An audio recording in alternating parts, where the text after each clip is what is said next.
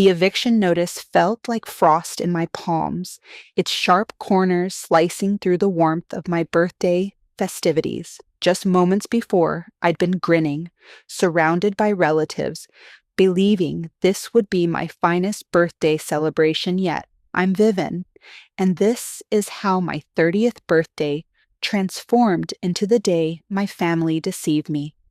Open it, darling. We're all so thrilled for you to discover what's inside, my mother had encouraged, her eyes sparkling with what I now understand wasn't delight, but nervousness. The elegant envelope had appeared harmless enough, wrapped in silver paper with a delicate ribbon. The sitting room of my childhood residence, the one I'd spent the past 5 years refurbishing, was packed with recognizable faces. My cousin Sala sat positioned on the chair's armrest, observing me with an expression I couldn't quite decipher. My brother Jace stood beside the mantelpiece, hands buried deep in his pockets, avoiding my stare.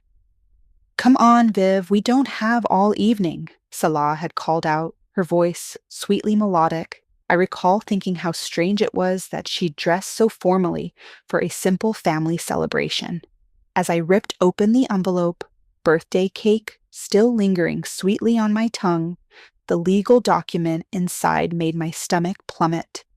Notice of eviction stared back at me in bold, merciless lettering.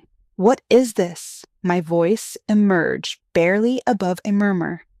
"Mom? Dad?" My mother's expression collapsed. "Sweetheart, we've been attempting to find the proper moment to inform you." "Inform me of what?" I rose, the paper quivering in my hands. "That you're expelling me from my own residence, the home I've invested my savings into, my soul into?" Sala cleared her throat. "Vivian, be sensible. The house was never officially yours. The deed remains in your parents' names, and they've determined it's time for a modification." "A modification?" I whirled to confront her. "What do you understand about this?" "I'm simply attempting to assist the family make the optimal financial choice," she said, smoothing her designer dress. "The market's favorable right now." "And the market?" I chuckled, but it sounded more like a wail. "This is my residence, not some investment asset." My brother finally voiced his thoughts. "Viv, perhaps we should address this privately." "No!" I slammed the paper down on the coffee table, making the cake dishes clatter. "I want explanations now. Mom, Dad, why are you executing this?" My father wouldn't meet my gaze. "There have been worries about your capability to maintain the property appropriately. Sala has presented us with some troubling documentation." "Documentation?" I felt like I was suffocating. "What documentation?"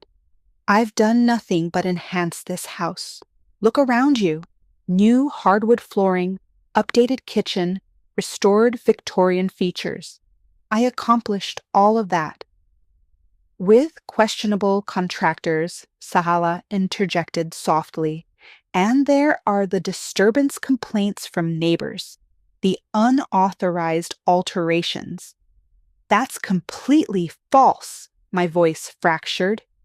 I turned to my best friend Paisley, who stood frozen in the corner. "Paisley, tell them you've been here throughout all the renovations." Paisley stepped forward, her face fierce.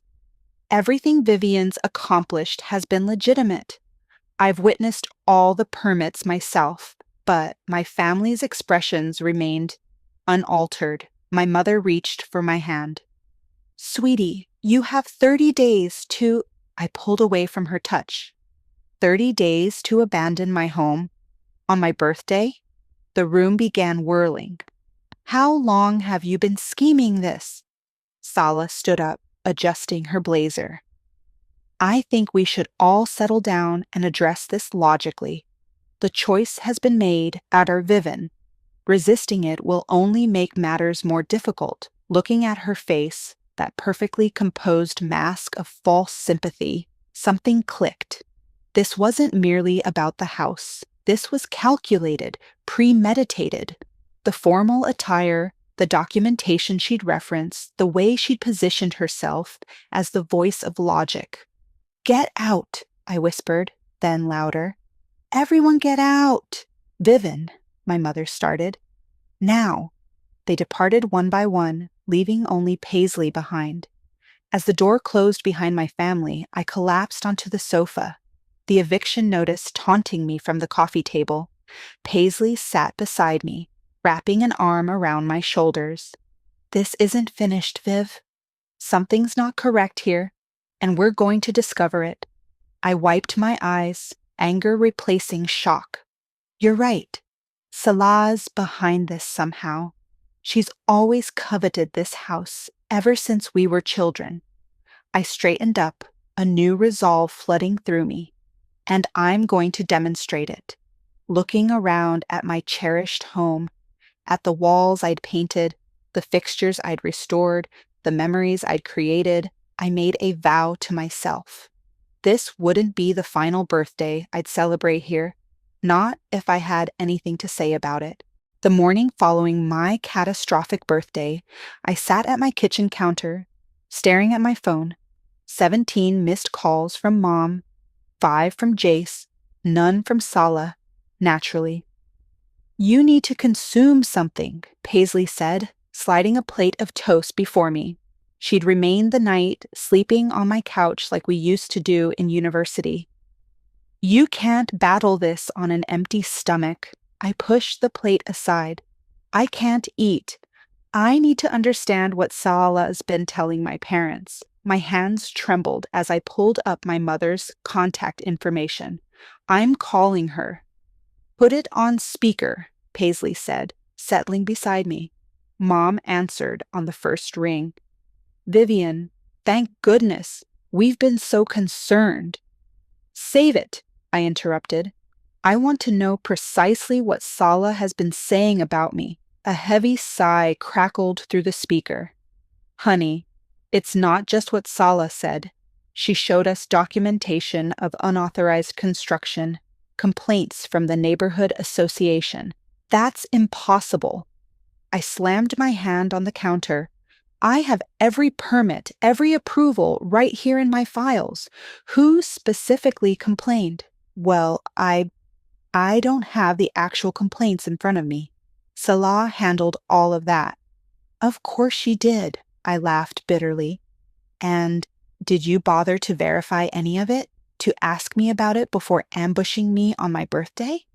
Silence stretched between us. "Mom, Salah said you deny everything," she finally replied, her voice small. "She said you've been struggling financially, that you've been cutting corners." "I want copies of everything," I demanded. "Every document, every complaint, everything Salah showed you." "Today, Vivian, please understand." "No, you understand that house is my life. I've put every penny I have into it, and I'm not leaving without a fight." I hung up before she could respond. Paisley squeezed my shoulder. "That's my girl. Now what?" "Now we gather evidence." I grabbed my laptop. "I need proof that Salah's lying." My phone buzzed. A text from Jace. "Meet me at Carlos's Coffee in 30. Need to talk." 20 minutes later, I walked into Carlos, spotting my brother in our usual corner booth. His face was drawn, guilty. "You knew," I accused, sliding into the seat across from him. "You knew what they were planning." Jace ran a hand through his hair. "I found out yesterday morning. Mom and Dad swore me to secrecy, said Salah had proof you were in trouble." "And you believed her?" "Of course not." He leaned forward. "Look, something weird is happening. Last week I overheard Salah on the phone talking about property values and development opportunities in the neighborhood." My heart stopped. "Development opportunities?" "Yeah, and get this. Her fiancé Valentin, his family owns that new luxury condo complex downtown." The pieces started falling into place. Our street was one of the last historic areas in town, prime for development. My house sat on the largest lot. She wants to sell it to developers, I whispered. That's why she's doing this. There's more, Jace said. I did some digging. Salah's been meeting with the City Planning Commission, and guess who else attended those meetings? Mom and Dad? He nodded. They think they're protecting you from financial ruin, but Salah is playing them. She's convinced them selling is the only way to save you from yourself. My phone buzzed again. An email from Mom with attachments. I opened them, scanning quickly. These documents, I showed them to Jace. The letterhead is wrong. The permit numbers don't match my records. She forged them. Keep your voice down, Jace warned, glancing around. Salah's got friends everywhere. I don't care. This is proof she's lying. I stood up, energized. I need to show Mom and Dad. Wait, Jace grabbed my wrist. Salah's wedding to Valentine is in 2 weeks. Everyone will be there. Family, friends, business associates. If you're going to expose her, that's your chance to do it properly. I sank back into my seat, mind racing. 2 weeks to gather evidence, to prove she's trying to steal my home for her fiancé's development company. I'll help, Jace said firmly. So will Paisley. But we have to be smart about this. I nodded. Determination replacing despair. Salah thinks she's won, that I'll just roll over and accept this. But she has no idea what I'm capable of. Walking home, I called Paisley. Hey, remember that friend of yours who works at the city planning office? We need to talk to her. Now. The game was on, and this time I was playing to win. The planning office smelled like stale coffee and printer ink. Paisley's friend Amanda pulled another file from the cabinet, adding it to the growing stack on her desk.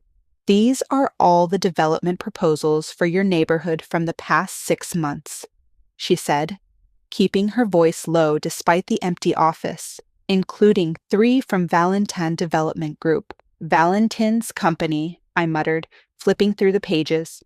My hands froze on a familiar sketch. This is my house. Paisley leaned over my shoulder. Look at the date.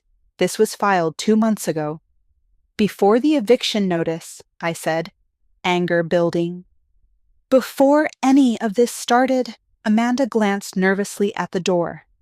There's something else. These signatures here, she pointed to the bottom of the document. Your parents' names. Authorizing the preliminary survey. My stomach lurched. They've been planning this for months. Viv, Paisley grabbed my arm, pointing to another name. Look who notarized it. The name jumped off the page. Marcus Quinn. Salah's father. That sneaky little... I stopped as footsteps echoed in the hallway. Amanda quickly gathered the files, shoving them back into the cabinet. I've got copies at my desk. I'll email them to you tonight. We barely made it out before someone entered the office. In the parking lot, I leaned against my car, trying to steady my breathing. We need to talk to Valentin, Paisley said. Maybe he doesn't know what Salah is doing. He has to know. His company filed the proposals. My phone rang. Jace. Sis, you need to get to Mom and Dad's now. What's wrong? Salah's here with some contractor talking about renovation plans. They're acting like they already own the place. I was already in my vehicle. I'm on my way. 15 minutes later, I burst through my parents' front door. Salah's voice floated from the kitchen, smooth as silk. The entire street will benefit from the modernization. Property values will...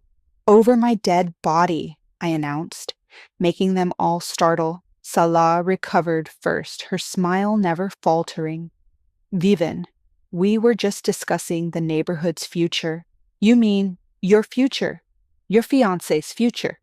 I slammed the development proposals on the kitchen table. When were you going to tell everyone about Valentine's plans?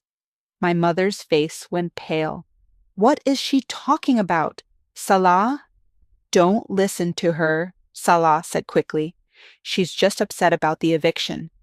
Show them, I demanded. Show them the real reason you want my house. The contractor cleared his throat awkwardly. I should leave. Stay, Salah commanded. Vivian's just causing drama as usual. Always so emotional about everything. Emotional? I laughed. You forged documents. You lied to my parents. You're trying to steal my home for your fiancé's development project.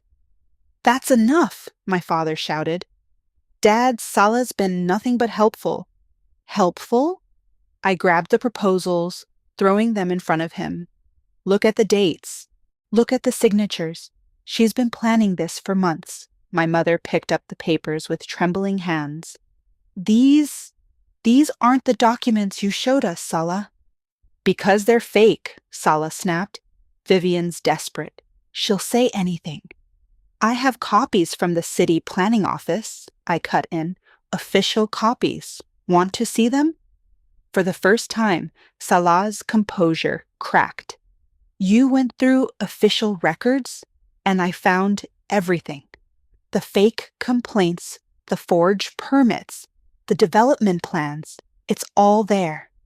The contractor stood up. Miss Shelton, if there's some kind of legal issue. There's no issue, she said through gritted teeth. Everything's fine. My phone buzzed. An email from Amanda with the promised documents.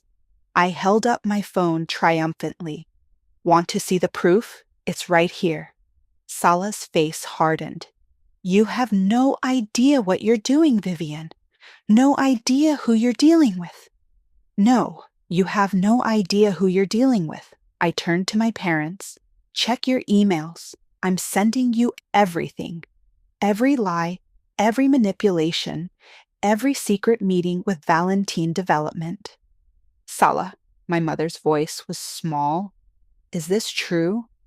But Salah was already heading for the door, the contractor trailing behind her. At the threshold, she turned back. This isn't over, Vivian. Not by a long shot. After she left, silence filled the kitchen. My father stared at the documents, his face ashen. We should have asked you, he finally said. Should have verified. Yes, you should have. I gathered the papers. But now you know the truth. The question is, what are you going to do about it? I left them there, surrounded by evidence of their own misplaced trust. In my car, I called Paisley. Phase 1 complete, I said. Now we go after Valentine. Finding Valentin proved easier than I expected. He was at his usual lunch spot, a trendy cafe downtown. With his sister Leah, I smoothed my blazer and approached their table. Paisley close behind me. Mind if we join you? I asked, not waiting for an answer before sliding into the empty chair. Valentine's fork clattered against his plate. Vivian, what are you doing here? Funny story. I was just at the city planning office looking at some very interesting documents about my house. Leah's eyes narrowed. Your house? The Victorian that Salah mentioned? The same one your brother's company plans to demolish, I said, watching Valentine's face carefully. Demolish? Leah turned to her brother. Val, what is she talking about? Valentine dabbed his mouth with a napkin. This isn't the place. It's exactly the place, I interrupted, pulling out the development proposals. Your company filed these 2 months ago, before the eviction notice, before all of Salah's lies. Leah snatched the papers, her face darkening as she read. You're planning to tear down the entire street? Replace it with condos? It's a sound business decision, Valentine defended. The neighborhood's undervalued. It's my home, I cut in, and Salah's been manipulating my family to get it. She said your parents were willing sellers, Valentine said. But I caught the uncertainty in his voice. Paisley leaned forward. They were willing because Sala showed them forged documents claiming Viv was mismanaging the property. She lied to everyone. Leah pushed her plate away, disgusted. Is this why you're rushing the wedding? To close this deal? The timing is convenient, he admitted. Convenient? I laughed bitterly. You're destroying people's homes, their histories. Progress requires sacrifice, Valentine started. But Leah cut him off. No, this requires deception, and I won't be part of it. She stood up, gathering her things. Count me out of the wedding party. Leah, wait, Valentine called after his sister, but she was already storming out. I smiled sweetly. Trouble in paradise? You have no right to interfere in my business dealings, he hissed. And you have no right to my house. I stood up. By the way, I've sent copies of everything to the city ethics board. They're very interested in how Valentin obtained those preliminary approvals. The color drained from his face. You're bluffing. Try me. I dropped a business card on the table. That's my lawyer's number. Use it. Outside, Leah was waiting by my car. I want to help. Why should I trust you? Because I've watched Sala manipulate my brother for months. Because I've seen the way she operates, Leah's eyes flashed, and because I have access to Valentine's internal files. Paisley grabbed my arm. Viv, this could be huge. What's in it for you? I asked Leah. Justice, and the satisfaction of watching Sala's perfect plan implode. She pulled out her phone. Starting with these emails between her and my brother, dating back 6 months, I scanned the messages, my heart racing. There it was, explicit discussion of their scheme to pressure my parents, to force the sale, to fast-track the development. This is exactly what we need, Paisley breathed. There's more, Leah said. Board meetings, private conversations, financial arrangements. I can get you everything. My phone buzzed, a text from Jace. Mom and Dad want to talk. They've seen the evidence. Looks like the tide is turning, I told Leah, but we need to move fast. The wedding's in 10 days. Perfect timing for everything to fall apart, she smiled grimly. I'll send you what I have tonight. As Leah walked away, Paisley turned to me. Are you sure about this? Using her? She's using us too, I pointed out. But right now, we want the same thing. My phone buzzed again. An unknown number. The message made my blood run cold. Back off now, or you'll regret it. Some things are worth more than a house. S double quote. Paisley read over my shoulder. She's threatening you. She's desperate, I corrected, saving the message as evidence. And desperate people make mistakes. I headed toward my car, determination fueling every step. Let's go see my parents. It's time to show them exactly who they've been protecting. The pieces were falling into place faster than I'd hoped, but Sala's threat lingered in my mind. A warning that this fight was far from over. And something told me the worst was yet to come. I woke to the sound of breaking glass. Jumping out of bed, I rushed downstairs to find my front window shattered, a brick lying among the shards. A note was wrapped around it. Final warning. My hands shook as I called the police. While waiting, I texted Paisley and Jace. They arrived before the officers did. This has gone too far, Jace, I said, examining the brick. You need to be careful, Viv. I'm not backing down now. I handed the note to the police officer who was taking my statement. This is connected to a larger situation. I have documentation. Just file a restraining order, the officer suggested, looking bored. Not much we can do without proof of who threw it. After they left, Paisley helped me board up the window. At least we have Leah's evidence now. Those emails she sent last night are devastating. Speaking of which, I checked my phone. 3 missed calls from my mother. I need to go see them. They've had time to process everything.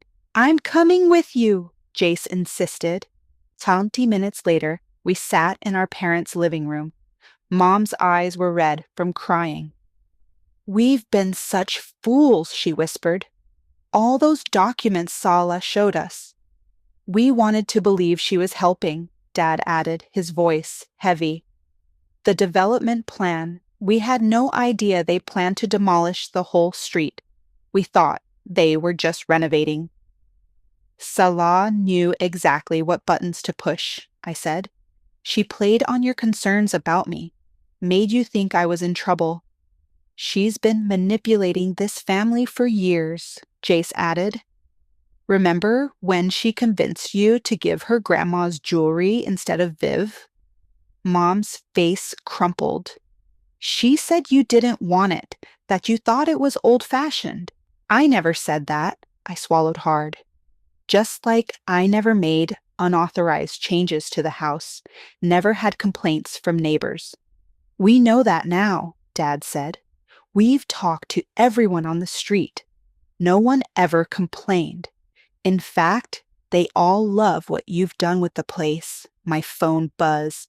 Leah, emergency. Meet me at Riverside Park now. I have to go. I stood up, but first, are you with me on this? Really with me? Mom squared her shoulders. We'll do whatever it takes to make this right. At the park, Leah paced near the fountain, her face pale. Salah knows I helped you. She's threatening to reveal something about my past to the board of Valentine. What something? A mistake I made years ago. It could ruin my career. She ran her hands through her hair. I can't risk it. Hey, I grabbed her shoulders. Whatever it is, it can't be worse than what she's doing now. You don't understand. My whole life could fall apart. Then let it. The words came out harder than I intended. Sometimes you have to lose everything to do the right thing. Leah's eyes filled with tears. Easy for you to say. You're just fighting for a house. No, I'm fighting for justice, for truth, for every person Salah has ever manipulated or hurt. I softened my tone, including you. She wiped her eyes. There's something else. I overheard Valentine on the phone. They're moving up the timeline. They want to close the deal right after the wedding. That's in a week. The rehearsal dinner is in 3 days. Leah straightened up. You're right. I can't let her win. Not again. My phone lit up with a text from an unknown number. Hope you enjoyed the brick. Next time it won't be your window. S double quote. I showed Leah the message. Her face hardened. She's really losing it. Good, I said. The more desperate she gets, the more mistakes she'll make. The rehearsal dinner, Leah said suddenly. All the investors will be there, the board members, the family. Perfect time to expose everything. But Salah will be expecting something. She'll be prepared. I smiled grimly. Then we'll have to be better prepared. I need every document, every email, every piece of evidence you can get. And I need them tonight, Leah nodded. I'll have them to you in 2 hours. As she walked away, my phone buzzed again. This time it was Paisley. Your mom just called. Salah's at their house. She's crying, saying you're trying to ruin her life. Your parents aren't buying it, but she's putting on quite a show. I texted back, let her perform. In 3 days, she'll have a real reason to cry. The stakes were higher now, the threats more serious, but with each desperate move Salah made, she only proved how close we were to bringing her down. The countdown to the rehearsal dinner had begun. The day before the rehearsal dinner, I sat in my lawyer's office, surrounded by stacks of evidence. Sarah, my attorney, flipped through the documents with growing interest. These emails between Sala and Valentin are damning, she said. And the forged documents, that's criminal. But is it enough? I asked. To stop the development? Absolutely. To press charges? Probably. She leaned forward. But are you sure you want to do this at the rehearsal dinner? It's perfect timing. All the investors will be there, plus the entire family. My phone buzzed. Another threat from Sala. Last chance to back down. Remember, I know about Miami. Sarah caught my expression. What's wrong? She's trying to blackmail me now. I showed her the text. But the Miami thing, it's nothing. Just a spring break mistake from college that she thinks she can use against me. Document everything, Sarah advised, handing me a USB drive. I've organized all the evidence here, including the police report about the brick. Are you sure you don't want private security? I'll be fine. Jason Paisley will be with me tomorrow night. Outside the office, I found Leah waiting in her car. Get in. There's something you need to see. She drove us to Valentin's office building, parking in the underground garage.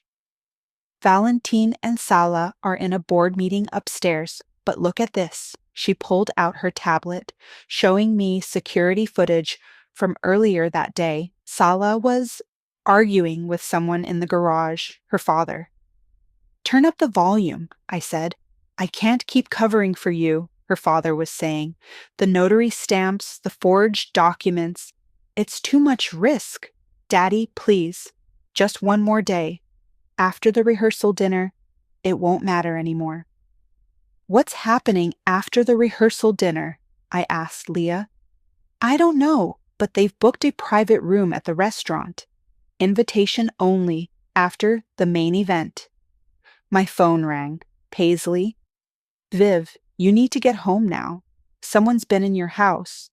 I broke every speed limit getting back. Paisley and Jace were waiting outside. Inside, my breath caught.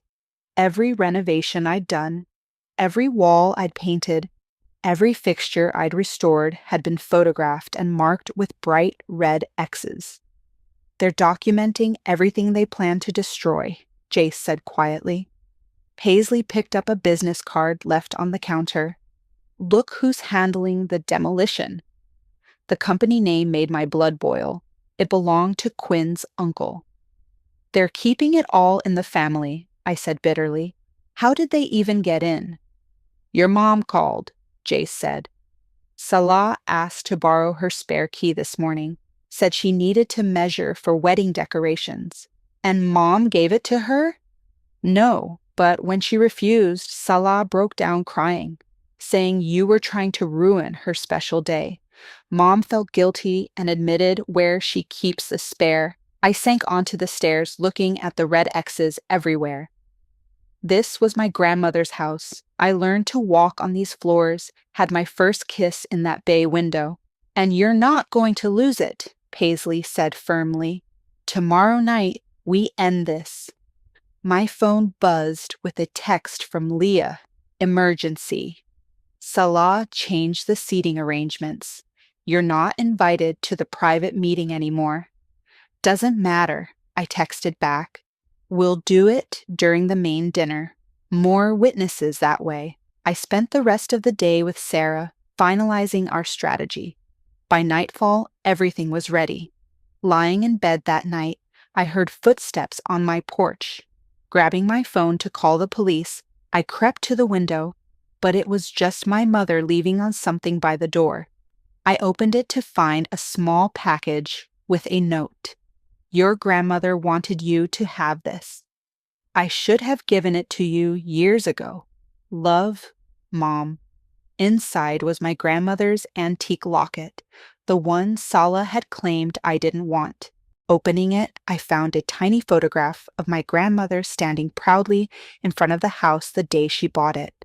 My phone lit up with one final threat from Sala. Hope you're ready for tomorrow. Because I am. I touched the locket, then looked at the red X's marking my walls. Bring it on, I whispered. Tomorrow, everything would change. Either I'd save my home and expose Salah's schemes, or I'd lose everything I'd fought for. But looking at my grandmother's proud smile in that old photograph, I knew one thing for certain. I wasn't going down without a fight. The rehearsal dinner couldn't come soon enough. The rehearsal dinner buzzed with nervous energy. Salah held court at the main table, resplendent in white, while Valentin worked the room. Charming investors, I sat between Paisley and Jace, my grandmother's locket cool against my skin, waiting for the right moment. "Look who just arrived," Paisley whispered. Sarah, my lawyer, walked in with Leah, right on schedule. Salah's smile flickered for just a moment before she recovered, rising to greet them. "Leah, darling, I was worried you wouldn't make it after our disagreement." "Wouldn't miss it," Leah said coldly, then turned to the assembled guests. "Have you met Sarah? She's a fascinating person, specializes in real estate fraud." The room quieted slightly. Valentine appeared at Salah's side, his hand tight on her arm. "Perhaps we should start the toasts," he suggested. "Wonderful idea." I stood up, raising my glass. "I'd like to go first." Salah's face drained of color. "That's not on the program." "Oh, but I insist." I moved to the center of the room. "After all, what kind of cousin would I be if I didn't congratulate you on your achievements?" The room fell silent, all eyes on me. "Vivian," my mother warned softly, "it's okay, Mom. I'm just going to share some interesting documents with everyone." I nodded to Sarah, who began distributing folders to the investors. "Consider it my wedding gift." "Security!" Salah called out, but Leah was already blocking the door. "Let's start with these emails," I continued, my voice carrying across the stunned room. Detailed plans to forge documents, manipulate my family, and steal my home for Valentine's development project. Valentine stepped forward. "These are private business matters." "Fraud is never private," Sarah interjected. "Neither is forgery, which brings us to Exhibit Dur, the falsified complaints and permits, complete with unauthorized notary stamps." From Salah's father, Quinn's father stood up, face red. "Now wait just a minute. The ethics board is very interested in your involvement," Sarah added smoothly. "They'll be in touch." "You're ruining everything," Salah shrieked, lunging for the folders, but Jace was faster, already passing copies to the board members. "Like you tried to ruin my life?" I asked. "The threats? The brick through my window? The break-in?" Gasp rippled through the crowd. Valentine's sister stood up. "The police have been notified," she announced, "about everything." "Val, do something," Salah pleaded. But Valentine was busy reading the documents, his face growing darker with each page. "You told me her family agreed to sell, that everything was legal." "It was just business," Salah protested. "A simple property acquisition." "Simple?" I pulled out my phone, playing the security footage Leah had given me. Salah's voice filled the room. "After the rehearsal dinner, it won't matter anymore." "What were you planning?" Valentine demanded. "What happens after dinner?" Salah's silence was damning. Her father broke it. "The demolition crew is scheduled for midnight," he admitted. We thought if the house was already down." "You were going to destroy my home tonight?" My voice cracked. "While everyone was celebrating your wedding?" The room erupted in chaos. Investors stormed out, board members huddled in corners, family members argued loudly. Through it all, Salah stood frozen, her perfect world crumbling. "The development deal is off," Valentine announced, "and so is the wedding." "But the deposits, the contracts," Salah's voice was small. "Are void due to fraud," Sarah supplied helpfully, as is the eviction notice. My mother approached Sala slowly. How could you do this to family? Because she never cared about family, I said quietly. Only power, control, getting what she wants no matter who she hurts. Sala's composure finally broke. You think you've won? You've ruined everything I worked for. No, I touched my grandmother's locket. You did that yourself. Every lie, every scheme, every betrayal. That was all you. The police arrived then, asking questions, taking statements. I watched as Sala's carefully constructed facade crumbled completely. The house is yours, my father said, hugging me tight. It always was. We forgot what family really means. Later, standing outside the restaurant, Paisley squeezed my hand. How does it feel? I looked at the night sky, thinking of my grandmother's photograph. Like justice, like home. My phone buzzed one last time. A message from Leah, board meeting tomorrow. Valentine's pulling out of all neighborhood developments. You did it. Justice indeed. But watching Sala being escorted to a police car, mascara streaking her cheeks, I felt no joy in her destruction, only relief that my home, my family's legacy, was safe at last. The morning sun streamed through my newly repaired window as I sipped coffee on my front porch. The newspaper headline caught my eye. Valentine Development faces investigation. CEO steps down. Below it, a smaller headline. Local woman charged with fraud, criminal conspiracy. My phone rang. Leah. Have you seen the news? Just reading it now. How are you holding up? Better than expected. The board appointed me interim CEO. Turns out, exposing corruption has its perks. A car pulled into my driveway. My parents, Mom carried a large box, while Dad lugged what looked like photo albums. I'll call you back, I told Leah. Mom set the box down carefully. We've been going through the attic, found some things that belong here. Inside were pieces of my grandmother's life. Her journals, recipes, old letters. Dad opened one of the albums, pointing to a yellowed photo. That's her, the day she bought this house. Said it was the proudest moment of her life. Until you were born, Mom added softly.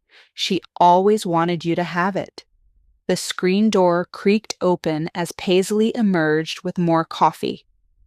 Look who just pulled up. A police car parked across the street. Officer Martinez approached holding a document. Miss Harding, we've recovered some items from Sala's office. Things she took from your house. He handed me a folder. Also thought you should know she's agreed to a plea deal, full confession. Thank you, I said, taking the folder. Inside were old photographs she'd stolen years ago, claiming they'd been lost. The DA wants to know if you'll testify about the harassment, Officer Martinez added. I looked at my repaired window, remembering the brick, the threats, the fear. Yes, I will. He nodded and left. Mom touched one of the recovered photographs. Your 5th birthday, she said. Salah was so jealous of your party, she threw cake at you. We should have seen the signs back then. We all miss the signs, I said. But we can't change the past. Jace's truck rumbled up the street, Valentine surprisingly in the passenger seat. They carried construction supplies. Before you say anything, Jace called out. He volunteered. Valentine set down a paint can. I owe you. We all do. Let me help restore what we almost destroyed. I studied him for a moment, then nodded. Start with the back porch. It needs new railings. The day unfolded like a healing breath. While Jace and Valentine worked on repairs, Mom and I sorted through grandmother's belongings. Paisley organized a neighborhood potluck on the lawn. Even Leah stopped by, bringing corporate documents showing Valentine's new commitment to historic preservation.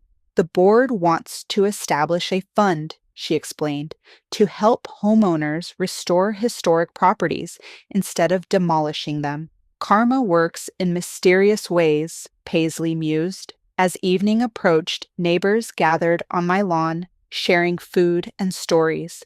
Mrs. Rodriguez from next door brought her famous empanadas. Your grandmother loved these, she told me. She hosted dinners like this all the time. The house was always full of people, full of life. I touched my locket, thinking of the photograph inside. Maybe it's time to restart that tradition. Dad raised his glass. To new beginnings and old foundations, Mom added. My phone buzzed. A text from Sarah. Ple finalized. Salah's serving time. The house is officially safe. Looking around at my gathered family, friends, and neighbors, I realized something. This house wasn't just walls and windows, not just a property to be saved. It was a home, alive with memories and possibilities. You know, Paisley said, your birthday's coming up again. No surprise parties this time. I laughed. No, she agreed, but maybe a housewarming to celebrate properly. I watched Jace and Valentine arguing good-naturedly about porch designs, Mom sharing grandmother's recipes with neighbors, Dad telling stories about the house's history to enthralled listeners. I'd like that, I said. A fresh start. The evening wind carried the scent of blooming jasmine, grandmother's favorite. She'd planted it along the fence years ago, and like the house itself, it had endured. To fresh starts, I raised my glass, and to coming home. The gathered crowd echoed the toast, their voices mixing with crickets and distant wind chimes. This was what Sala never understood, what no development plan could capture. The heart of a home beating strong through generations. I sat on my porch steps surrounded by love and laughter, knowing that while the battle for my house was over, the story of this home was just beginning. And this time, every page would be filled with joy, not fear, with welcome, not walls, with family, the kind you're born to and the kind you choose. This was my legacy, my victory, my peace. And it was beautiful.